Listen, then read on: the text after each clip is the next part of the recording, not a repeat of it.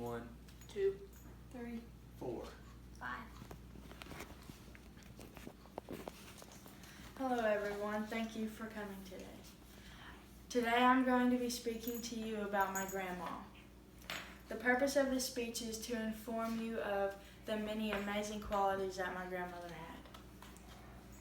I remember many great things about my grandma, but there are 3 characteristics that made her so amazing to me, and that was her love for her family, her fun personality, and her cooking. My grandma's name was Vivian Morgan. She was born on May 12, 1952, and she passed away when I was in 2nd grade on January 4th of 2010. She was my mom's mom, and she had 2 daughters, my mom and my aunt, and she had 3 grandchildren at the time, me, my brother Trace, and my cousin Ian. She now has 4 grandchildren because my aunt had another baby, William. She also had 2 brothers, Chris and David, and today I'll be telling you why she was so special to all of us. One of the best qualities that I remember about my grandma is her love for me and my family. I never had to question if she loved me because I just always felt it and I always knew. She'd always spoil me, especially on Christmas because I was the first grandbaby. So all of the presents under the trees were for me, and that was pretty cool when I was younger. And she would also make sure that I always had all of my favorite snacks when I came over. She'd have them on top of the fridge or in her cabinets over by the fridge, and I remember that. So that was one thing that was cool too. Another quality that made her was her fun, loving personality. Some things we would do together is we would play Old Maid, and she would always lose and act like she didn't know where the Old Maid was, even though she did know where the Old Maid was.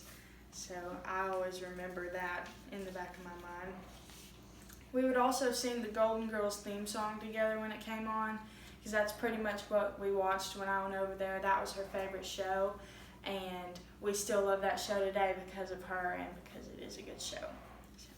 She was also loved by many of her co-workers.